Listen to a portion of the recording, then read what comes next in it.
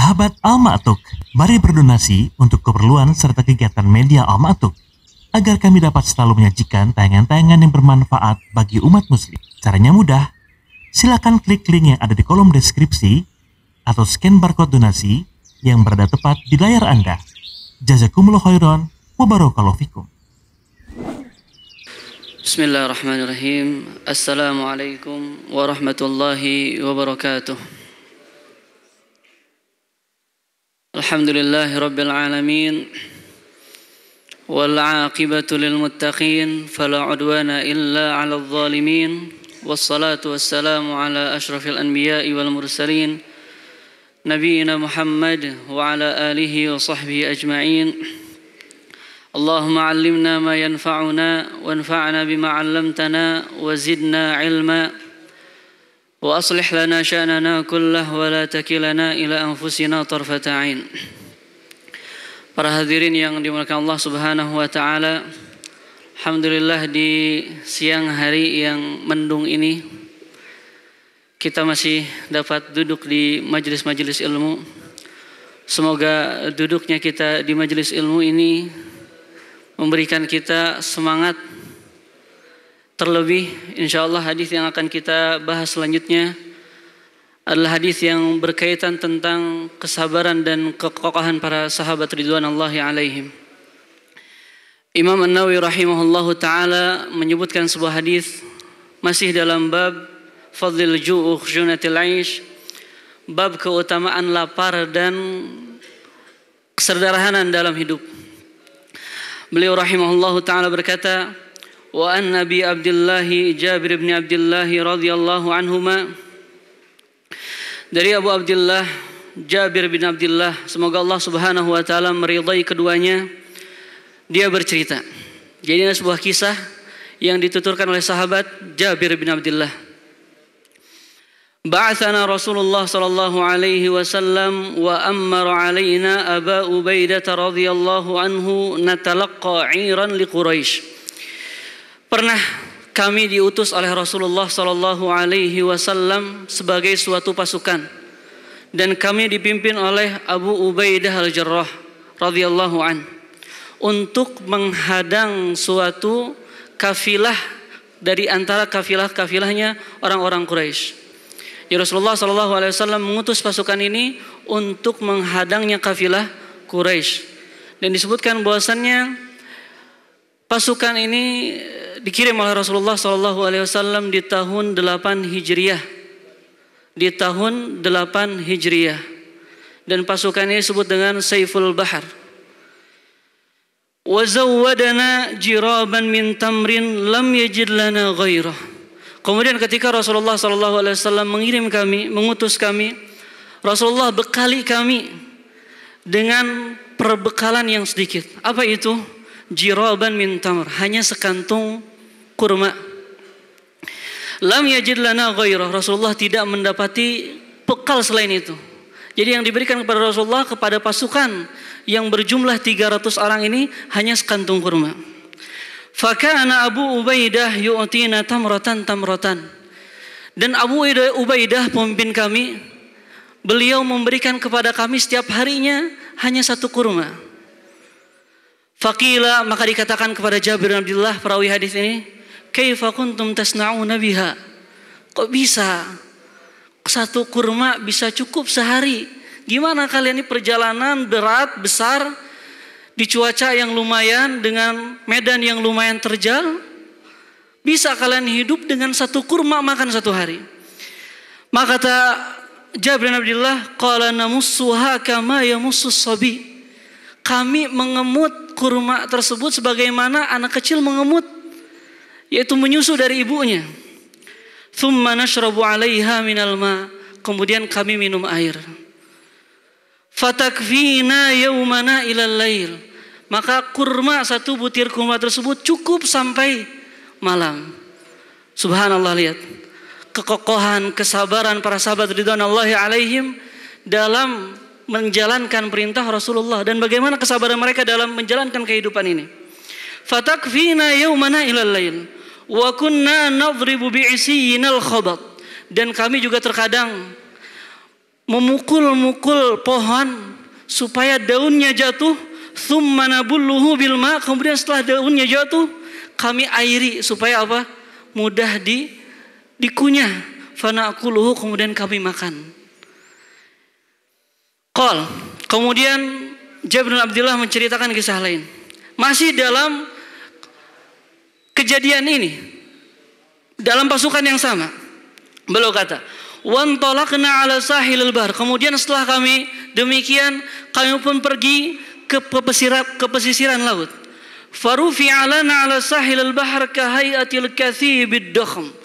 Kemudian ketika kami berjalan di pesisiran, ternyata kami melihat suatu gundukan yang besar. Kathibid dakhm, itu semacam bukit yang besar.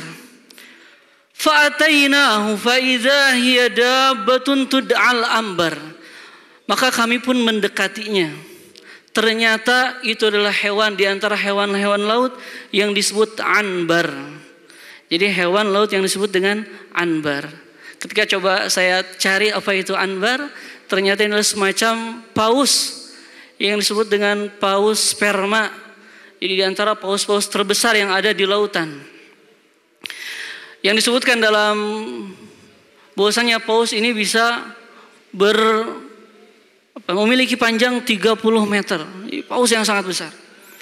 Faqala Abu Ubaidah, maka Abu Ubaidah mengatakan kepada pasukannya, "Maitah, bangkai." Tsumma qala, kemudian Abu Ubaidah juga berkata, melanjutkan, "La, tidak bangkai." Karena Abu Ubaidah ragu apakah bangkai dari laut itu bisa dimakan atau tidak.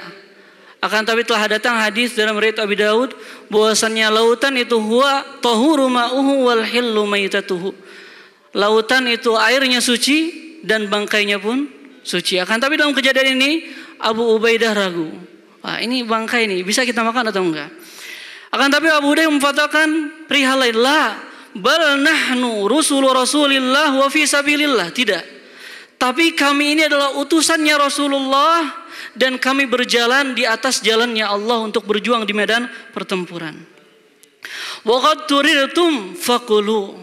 Dan kalian wahai pasukanku telah berada dalam keadaan yang sangat susah, maka makanlah.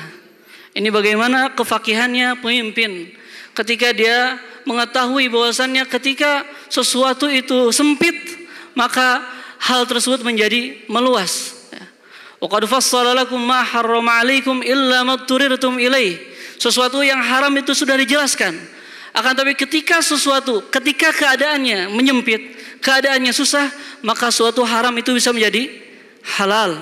Bisa menjadi halal. Makanya di antara kaidah-kaidah fikih disebutkan idza dhaqat tasa'a wa idza tasa'a dhaqa. Kalau misalnya kondisi itu menyulit, maka perkara syariat meluas. Kan tapi ketika kondisinya luas, kita dalam kemudahan, maka syariat menyempit. Sebagaimana khinzir, babi, apabila kita dalam keadaan susah, maka gak ada makanan selain babi, maka babi pun halal untuk kita. Akan tapi kita dalam keadaan ada nasi, ada makanan lain selain itu, maka kita diharamkan untuk memakan hal tersebut. Maka kata Jabir bin Abdullah, faqamna alaihi syahra, maka kami pun bermukim di tempat tersebut selama 1 bulan. Wa nahnu 300, dan kami berjumlah 300 pasukan. Hatta saminna, sampai kami gemuk. Jadi para sahabat yang bersama Abu Ubaidah al-Jarrah ini tinggal di tempat tersebut selama 1 bulan dan makan dari ikan tersebut selama 1 bulan. Dan mereka berjumlah 300. Di sini Jabir bin Abdullah menceritakan bagaimana bentuk ikan tersebut. Kemudian beliau rahimahullah radhiyallahu an menyebutkan walaqad ra'aituna naghtarifu min waqabi 'ainihi bil kilalid duhun. Dan kami pada saat itu menciduk dari waqab ain, itu tempat mata. Tempat mata ikannya, kami menciduk dari mata ikan tersebut, tempat matanya, bil kilalid duhun. Al-kilal itu adalah suatu alat untuk menciduk. Kalau kita gayung ya, yang lebih besar itu apa? ember yang lebih besar dari itu baskom. Jadi sebuah alat yang diciduk menggunakan 2 tangan. Jadi kami ngambil lemak-lemak dan air yang ada di mata ikan tersebut, tempat matanya itu menggunakan baskom yang besar. Wa naqta' minhul fidara kas-sauri au kaqadri saur. Kemudian kami memotong daging dari ikan tersebut dengan potongan-potongan yang besar, sebesar sapi jantan atau semisalnya.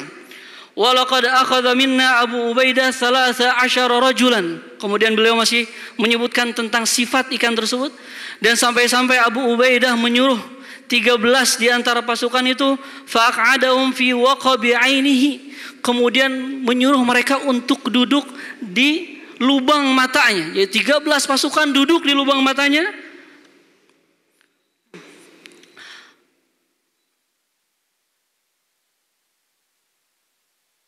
Wa akhadha dhil'an, sampai 13 pasukan itu mencukupi lubang matanya. Ini saking besarnya ikan tersebut.